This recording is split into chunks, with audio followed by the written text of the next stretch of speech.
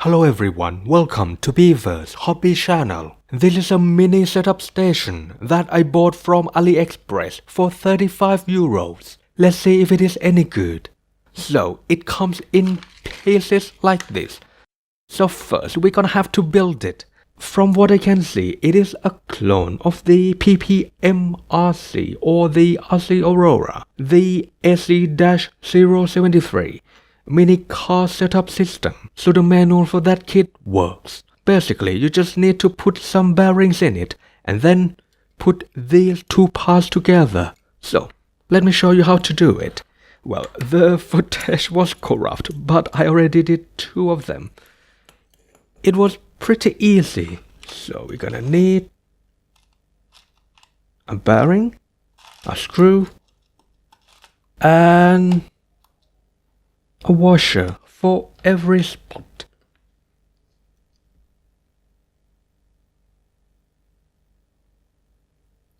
Put the bearing in there, following by the washer.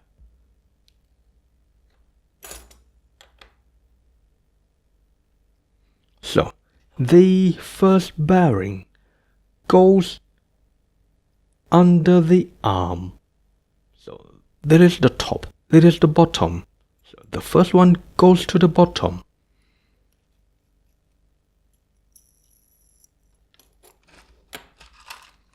The next one goes to the back.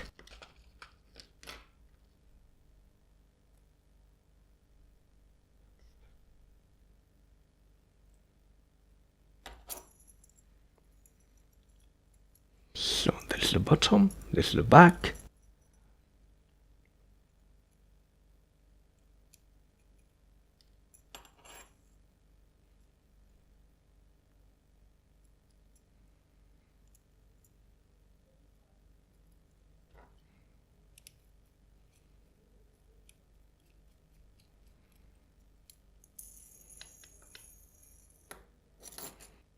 And the last one goes to the top.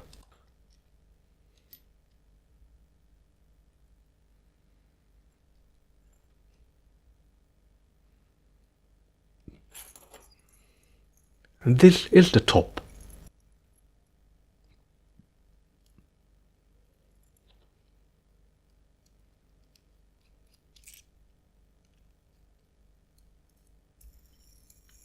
And finally, attach this part to this part, since the bearing is already in there, so we just need a screw and a washer.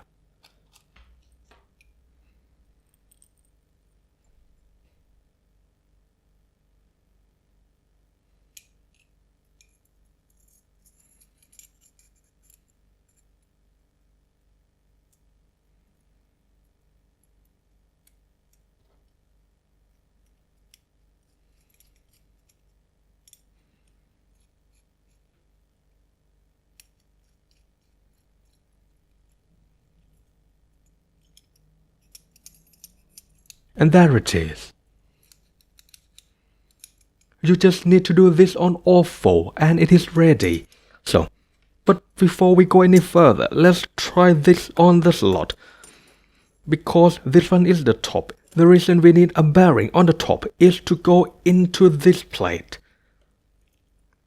To measure the toe angle, not just the toe, but also the steering angle as well.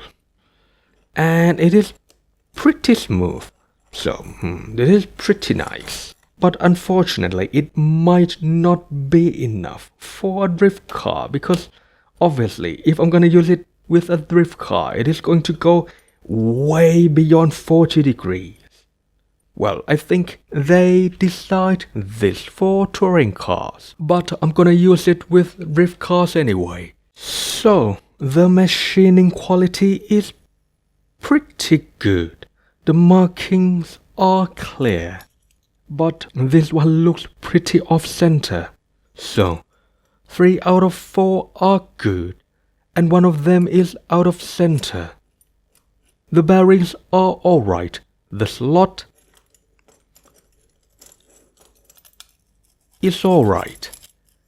Right, let's put a car on and see how it works. Actually, I bought this for my Drift R3S because I want to measure it and then keep the same setup when I upgrade it to Drift Art 4. So, we need 2 at the front, 2 and 2 at the back. So let's put the good ones at the front. To mount it, first we're gonna have to remove the wheel nut and then use the provided nut to go through here and then put it on the wheel.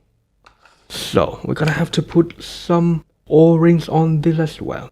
So we need from the manual, because this is 1mm offset, I'm gonna need 2 O-rings.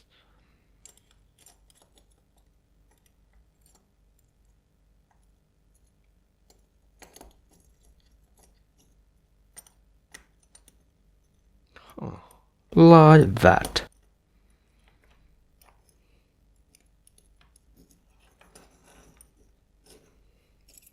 Right, short side, 2 O-rings. We do this with the wheel. So we don't remove the wheels, we put it in with the wheels like this. The back goes in like this.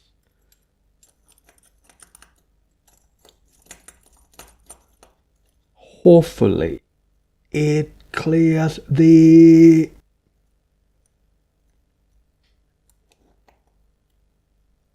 rear bumper. Right, looks like it does. Okay, it looks pretty good. It also needs a flat and level surface, so let's try this carbon fiber plate. Now that you hoist the car up like this, you can measure and adjust the linkages. Okay, so this one is the front, this one is the back. From the top, we can measure the toe angle using this plate. However, I think my car is a little bit too narrow for this. Because, well, when we put this plate on, we're gonna have to slide it from side to side. And the wheel that we want to measure needs to go all the way here, like this. But, as you can see, it can't. Because the car is pretty narrow and I have a lot of camber. But if I go to the back, you can see that it is how it should be. And then you read the needle. And this is the rear lift. Here I have 2 degrees.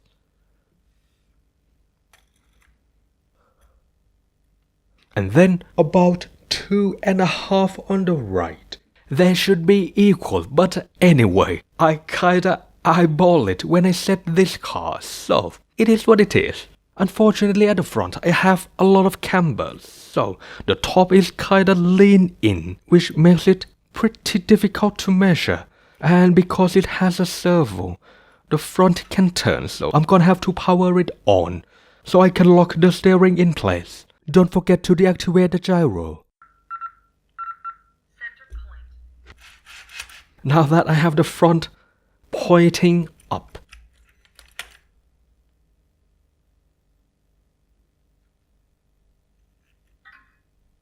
That should be in the neutral. Since it doesn't go all the way, I'm just gonna have to lift that up a little bit. So I have 5 degrees at the front right.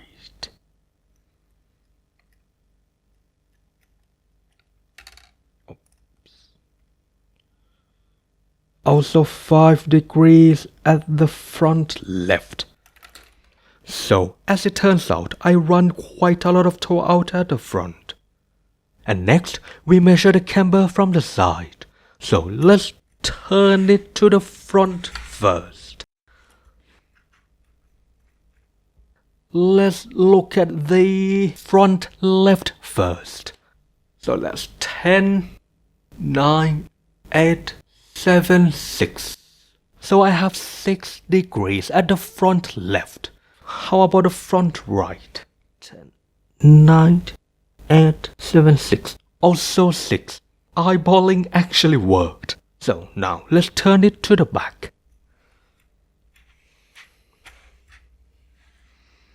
Now that's a little bit of a problem. Well, eyeballing actually might not work as well as I have hoped. So on the rear right, I have 2 degrees on the rear right. But on the left, I have 1, 2, 3. I have 3 degrees on the left. Next, let's switch to the top again and try to measure the steering angle. Well, let's try and do it as much as I can. So I have... when it's a drift car, it goes beyond what this tool can do. So as you can see, if it is a rear-wheel drive drift car, you can't really measure the steering angle. But let me try a touring car. And this is my GL Racing GLA V2.1.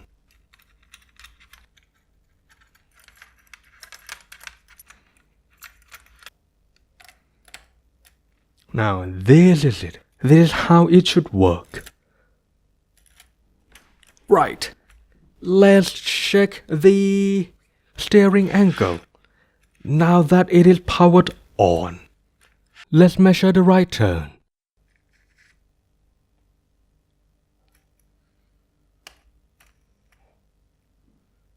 It is 22 degrees. And then the left turn. 22 degrees. So I have equal steering. And this is where you adjust the EPA on the transmitter if the steering is not equal between the left and the right. In conclusion, it's a good tool to measure and set up toe, camber, and steering angle. You can get a perfect alignment with this. The toe ruler can accommodate the width between 63mm to about 98mm. However, the quality is as you would expect from a clone. It is precise enough to use, but you can also expect some defects. I have got a misaligned marking on one of the arms, but I can just draw a new line with a marker, so this one is an easy fix. Also, as usual on AliExpress, the listing for this item comes and goes from time to time, so I'll put the keywords that you can search for in the description. Hopefully you can find one. And that's it for this video. Thanks for watching and see you again next time.